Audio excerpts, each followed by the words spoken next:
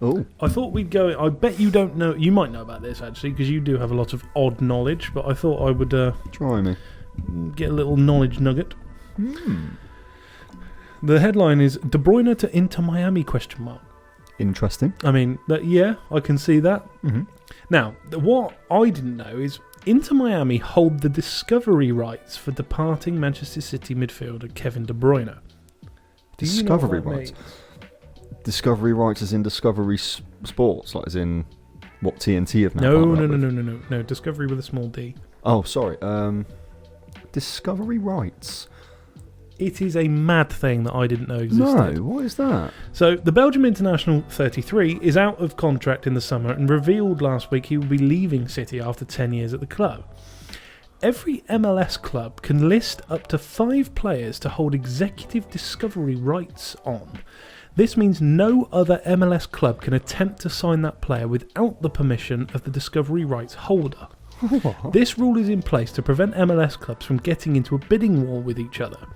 By placing De Bruyne on their discovery rights list, Inter Miami have had to prove to the MLS that they are making attempts to sign him. It's understood no formal offer has been made at this stage. Inter Miami already have the maximum 3 designated spots filled with Messi, Alba and Busquets. Signing De Bruyne would usually require letting one of those players go.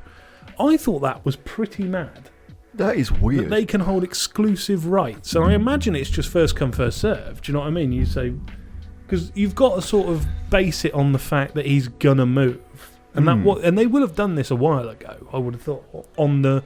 Because teams must take a risk and go, well, you know, if Ronaldo's going to leave at the end of the season, do we just stick him on our list just in case? Do you know what I mean? And I wonder if it's that situation. Because that creates quite an interesting dynamic. That is it's a weird rule. Like, I don't know if I like it. And I don't actually know if it's that relevant, really, because it's only preventing other teams in that league from getting him. Yeah. Which is obviously, you know, I don't even know what... Well, it stops clubs wasting money in bidding wars against other clubs within the MLS. But there's nothing stopping Saudi or any other league going for De Bruyne. No. So there'll become a bidding war between those two entities.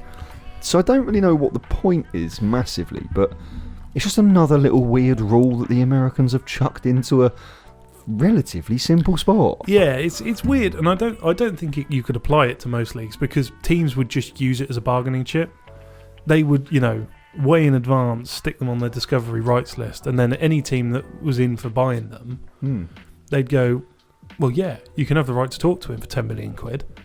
Do you know what I mean? They would, wouldn't they? Yeah. And it just wouldn't work because there's far too much money in sort of European leagues and stuff for that to happen. Whereas in the MLS, cash exchanges for players is a lot rarer. It doesn't happen very often. They normally sign either on a free or they trade between the teams. Oh, is it? Yeah, which is why you don't see a lot of... You do see it now and again, and they will pay for players now and again.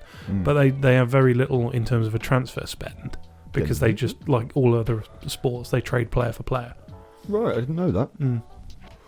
Yeah, and then the way... I don't know if it works in the MLS like this. I know it works in NFL and NBA like this, where you will take on the predetermined contract of whatever that player already earns.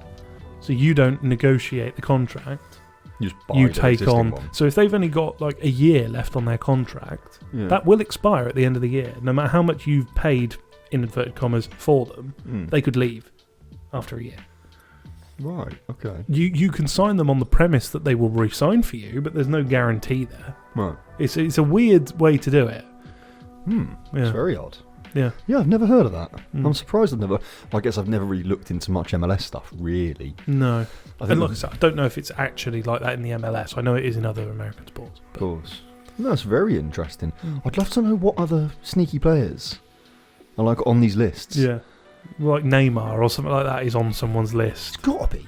Yeah. Gotta be. Or he was when he was coming to the end of Al Hilal, because obviously he plays in Brazil now. But yeah, Neymar, Mane, Kante. Yeah. I'd be getting all of them on my list. Like, why the fuck not? Kante would just destroy the MLS, by the way. He would absolutely just run it ragged. Honestly, I reckon he'd get 15 goals a year. I know he's not a goal I don't scorer, think he but scored 15 goals collectively, has he? he probably hasn't. But I think if you put him in the MLS and you give him a free running role, honestly, I just reckon he'd ruin him. His little legs, they just keep going.